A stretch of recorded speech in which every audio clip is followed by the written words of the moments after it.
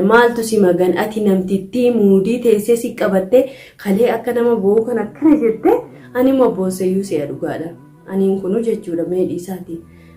as baatee maaltu na boochisaa jette siin ta'uunni akkati miidhamne fedha miidhama kee hin fedhu hedduu si jaaladha hedduu si kabajaa gizee kana keessa namni akkas namaan jedhu hin jiru isheen akka namtichi kun hin fuune akka namtichi kun ishiidhaan ala nama biraa hin geenye muudii nama qabatti irraan beekamu malee inaafaa guddoo keessa ishii jira. Aniin kun ammallee ani sumeeyyaa jibbaa ishii takka hin qabu garuu immoo mucaan kun miidhamuu hin qabuudhaan Sa'iid kalaas kadhate akka ilma nama jala deeme akka ilma nama didde inna atiin kun mana maaliiti ishii jala ka deemtee udduu kee raaftuuf mana maaliiti roozaan kan ishii jala deemte ishii malee ka jettu ishii moo Sa'iidtu sitti aana. Egaa roozaa hedduun keenya ni jaallannaa ni kabajnaa yeroo hunda sayidoo jett maali boo'ichi maaltu maal ta'e boosa maaltu du'e boosa waan hunduu si harka jira kalee viidiyoo namtittiin gadhiifte quban qabdu nagarre akka ishii muudii sitti qabattu kijiba ishiitiin boossee ishii nama na jaallatti na jajatti akkumuma go'eetanii ni sayidoo isaa maal akkani maali sumeeyyaa maalinni ishiitun feene maali waa tishiirraa fudhataa jirta astaghfirullah laazimaanu gubabboo uummanna siyaa'e. Assalamu alaikum ashama arkhuuni kabajamtoota hordoftoota kiyya osoo yoo nagaa sin gaafatiin oduutti ce'ee jechuudha waan oduun roozaa xiqqoo nama mufachiisa anaa kana miti ijoollee keenya hunda ijoollee ishee hordoftu Oromoo hunda mufachiise jechuudha mucattii kana hunduu jala deemee afaan keenya kan hin dhageenye guutuunu nama taatu rabbi sii kennee amma kana fuudhi jedhanii warri gaafa dura mucattii kana jajanii samiirra ol baasaa turanii amma kuno deebi'anii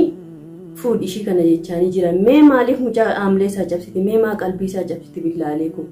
maal ishii godhe ni jaaladhaa afaaniin maal godhe hojiirra yoon oolchin namni waan godhu tokko hojiirra oolchee hojiin agarsiisu malee ni jaaladha yeroo hunda bakka bokka haamlee binaasee jetti roozaa maal nutti hin boo'in siin jenne meeqa sitti himna mummaan ishii kun immoo mandhumuun si'a uzbillaa akkanuma keessaa gayyaa akkamii mummaan bu'aa fantumamee yoo gaafa ijoollummaa faana mummaan gaduu naan bu'u akkamii gabbuuf kan hin beeku jechuudha. Hundaafiyyuu viidiyoo ishiin har'a gadhiifte kana argee abadan yoo ishiin naan eeyyamne uummattiin heerumuu jette abadan bakka maal si eeyyamti ishiin muudii si qabataa jirti ishiin nama gaariidha ishiin akkasii jettee si jajannaan laala ijoolleen keenya kun gowwaa bar dhugaa aga yoomii akka gowwoomtan karaa kana harargeen naa baastu wallaahi harargeen kun cinqumaan feenuu nuti jetti teessoo harargee qaata murteessitee itti heerumte kunu jalaaftee moo go'etanii lamaan ta'uu jechaa olti maali bada nyakkisaan waliin roozaa dhugaan si jaaladha si kabajaa mana aarsite karaa Sa'iid dhufnaan na aarsite dhugaa namticha miskiina kana kan isa cinaa dhaabbattee osoo ishiin iyyuu isa feete itti heerumtee isa kana jabeessuu qabda jennaan diina fuulduratti mucaa jilbeeffachiiftee a'uuzbillaa minnish maalaa dhoko inde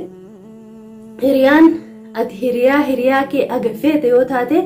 ishiitu namticha kana miidhee baatii meeqa waggaa guutuu kana mucaa kana olii gadi iraarsaa turte maal godhu kadhate akka nama jilbeeffate kadhate ijoollee isaa jaalata namtichi kun kabajaa ishiitiif illee jecha jaalatee miti wanti takka isaan hin daangeessine Sa'iidiif Sumeeyyaan kun wal jaalatan jaalala waliin qaban jiruullee waliin horatan waan hunda waliin arganii namni immoo waan xiqqoo walitti bu'ee walitti deebi'uun koma jirtu kadhatee inni dide atoo amma jala deemuu eegaltee ishiin sitti guuttee dubbii kijibaa kana ati miskiina ati nama gaariidha ati maali siin jette dhugaa seete akkati beeji ishiin sirmayyuu akka nama shiidhaa yaaddee bar ani akka ishiin miidhamtuun fedhu jette miidhami nama keeti siyaa miidhume mokkori siyaa miidhu Sa'iid kun siyaa miidhu Sa'iid immoo abadan nama dubartii miidhu miti mushaadha manaasaa miti abbaa fedhee nama miidhu miti yaalati maaliif diina fuulduratti mucaa jilbeeffachiiftee boochiftaan amma mucaan kun bilbila isaa cufate jettan waan inni ta'e beekta si jecha miidhamuu qaba si jecha yookiin summii dhugee yookiin immoo kilorooksii sana dhugee maal jedhani biyyatti kaayyuun nuftu dhugdu sana barakiina dhugee du'uu qaba namticha hamba a'uuzbillaa maal abboo namni keenya nama aarsiti dhugaa roozaanii nin jaaladha Sa'iidoon hin jaaladha jetti mummaan kun keessaa garrooba ega dhugaan isa jaallattee itti siqxee ilaaltee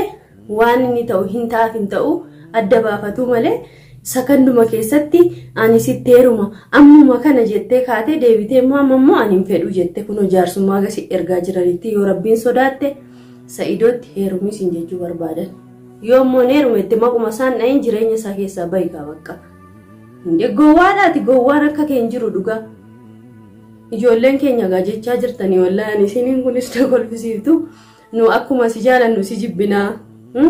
Akkana si arrabsinaa jettan ijoollees hin mufachiisinii. Oromoon gaaf ol si kaase gaaf kas si deebisee immoo dislaayikii sii kenna. Kanaafiyyuu ati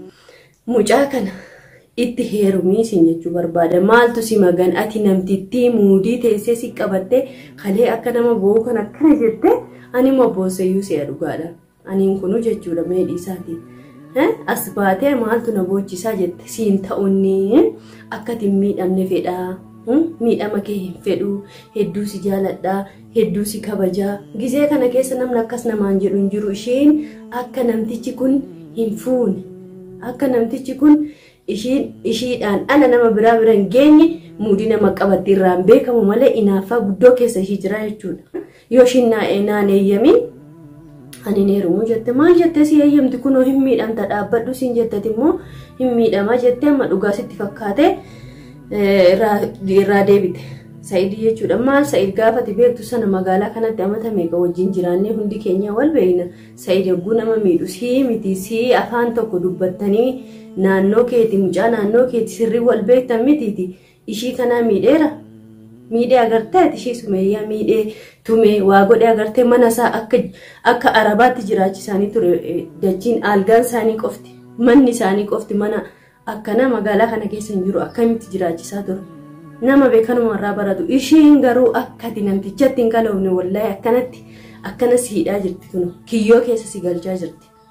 Hin heerumta taanaan heerumi as baatee bu'aan ooliin. Bo'uun maali faayidaan namni hin duune nama du'eefuu bo'uun faayidaa tokko hin jiru. Takka namni duunaan du'eedhaan tiire bo'uun faayidaan qabu. Uma boossa bakka deemtutti uma boossa maal bara haaraallee nama boossa. Gaaf waggaa darbeellee nama boossa hin boo'in habiibti maaliif boossaa jedha baran boo'ichi maanni. Nu hedduu si jaallanna wallaahi hedduu si kabajna aguma si jaalannu immoo ana kanaa mititi ijoolleen si hordoftu kumaatamni yaani qalbiin isaanii sitti cabee jechuudha. Maaliifuu nu dura namuu gammadee bakka roozaa argate sayida alhamdulillah mucaan kun jiruunsaa qajeelteef jiruunsaa badde sun jennee deebitee ati nama kee miita. Sayid nama keeti bar. Namtitti ofiishiiti namtichatti deebi'uun barbaanne namticha lubbuun taphattuu ishii dhageesse ani hin fedhu jettee shawwadamti. Meelaana namni akkana shawwadamuun jira. Jaalalli kan biraa kabajaan kan biraa yoo ati niitii ishii irraa fudhatte isaa dhugaadha nuun kunu baanee u'uu jennee sirraa dubbanna namtittiin hin feetu namichaan taphataa jirti onnee isaa laalte. Inni ilma dhiiraati ijoollee isaati jecha. Waan hunda gajjedhee dabarsaa beektaa sa'idiin kun waan hunda wallaalee son taane namni ilmoo qabu yeroo tokko sareedha. Kanaaf ishii gabbaree ishii jala deeme malee maallaqa qaba kash godhee dhalaa fedhe fuudha kunoo dhalaa meeqa itti bo'aa jiran agartaatiin kunuu inni immoo waan onneensaa si jaalateef waan intala biyya isaa taateef waan aadaaf safuu duudhaa beektuuf jecha si jala deema nama kiyya naa wayyaa jedhee jaalala guddaa siif qabuuf. Si jala deemee jilbeeffatee namticha si kadhatu isa kana achitti salphistee dhiisuun kun jechuun qaanyii guddaadha soo beektee har'as immoo deebitee ani hin fedhu abadan ani isatti heerumuun fedhu ishiin naa eeyyamtu malee maal ishii waa mootummaadha. Khalaas ishii daangaatti hin darbiin ishii miidhiin ishii waan takkan hin zollamin malee maaltu si naqe waa'ee ishiin jireenya ishii jiraataa jirti atis jireenya mucaa kana faana eegaliidha malee namni kan siin jechaa jiru. Kootuti amlee isaa dhahiitii isa dhiitii jalaa deemi namni siin jedhe takka hin jiru. Ammas immoo sababaa keessa miidhamuu qabu yoo hin barbaanne jala muriitii jala hafi mucaa waa meeqaan miidhamee jira haadha manaan miidhamee jira namtitti qawasii fuudhe sanaan miidhamee jira jiruunsaa hunduu harkatti hadhooftee jirti maaliif mucaa akkas goota namni inni maallaqaan dhabu nama nagaa nama raahaa godhee nama tartiibatti godhee. Jiruusaa qajeelchuuf dhabe mucattiin gaafa duraa eebbifamtuu jennee jajaa turre kunoo deebitee asii tonkolii yaaddee akka aduu ittiin heerumne si gochaa jirtu ishiin miskiinaa na kabajjii maal taati silaa maal jettiree si kabajjee ishiin jaarsa ishiirra si bageeffataa jirti ishee si qabsiiftee beektaa? osoo karaa jallaadhaan karaa badaadhaan ishiitti dhufte nu hunduu illolla akkuma gaafa dura gaafa ayyuutti lolaa turre sana illolla turre garuu immoo Sumayyaan isa hin feetu osoo isa feete gaafa namni meeqa dachiin kun ol ka'ee ishii kadhatu hordoftoonni ishii kadhatanii didde aniin kun ammallee ani Sumayyaa jibbaa ishii takka hin qabu garuu immoo mucaan kun miidhamuu hin qabuudhaan Sa'iid kalaas kadhate akka ilma nama jala deeme akka ilma nama didde inna atiin kun mana maaliiti ishii jala ka deemtee udduu keeraaftu mana maaliiti roozaan kan ishii jala deemtu ishii malee ka jettu ishii moo sayirtu sitti aana indee an nama jaaladhe tokko egaa onnee kiyyarraa jaaladhe namni yoo beekee biyyatti namni dur wal jaalatu akkam ture osoo haatiif abbaan wal lolanii kan jala galu meeqa jira maaliif jennaan jaalala atis jaalala dhugaa osoo qabaattee fi ni kijibdaa jedhan ammas irratti dhiifama naa godha hordoftootaaf kabajamtoota kiyya ni kijibdaa gowwaadha ni fakkeessita malee osoo dhugaan jaalatte ishiirraayyuu fudhatta jaalala jaalalli jaqabaaree namni bee jaalate kun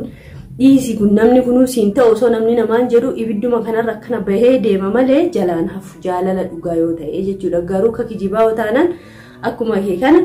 imummaaniin dabarsuudha namni sakandumaan namni yoo nama dubate imummaan boo inda'um namni yeroo baay'ee boo hin fakkeessa inni kijibaa jedhama dhiifamallee naa godhe roozaan hedduu si kabaja akkuma si kabajee si jaalladhu xiqqoo ishii qalbiin kiyya sitti na cabee jechuudha maaliif iyyuu mucaa miskiina kan mucaa tattaafatee olii gaffiigee ijoollee isaatiif mana isaatiif jiraatu leesha amlee isaa cabsita leeshi inni waan kaayyooffatee karoorfatee dhufe amartii kana irratti didda gaafa viidiyoo duraa irratti ammuma kana gunni kana godhe ammuma kana jette akkasumatti si jijjiirte intalli afaan ishiitiin deemteetu malee immoo kunis irraa ka dhufee miti si beekna nu gara laafummaa kee hin beekna nama gaarii ta'uu kee hin beekna garuu immoo daangaa dabarsite jaaladhuun kabajiini eega ishiin fedhii isaan qabaanne immoo itti heerumi maali cubbuun iddee namni dhirsa nagaayyuu namarraa fudhataa miti kunoo dhirsa kiyya jedhee namni taa'ee soo eeggatu dhalaa meeqa walirraa fudhata kun immoo hin fedhu jettee dhirsa ishiiti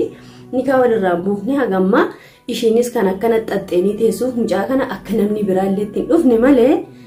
eega fedhii isaan qabaannee maqaasaallee dhahuu hin qabduyyuu intallumti tunuu jechuudhaati manaasaa sunuu maqaasaa dhahuu hin qabdu bakka inni jiru kaasuu hin qabdu waamuma isaa jalaa kaasuu hin qabdu garuu jaalalli keessa jira ishiillee inaaffaa guddoo keessa jira haa inaaftu haa jaalatu jaarsa ishiitti sanuun naquuti garuu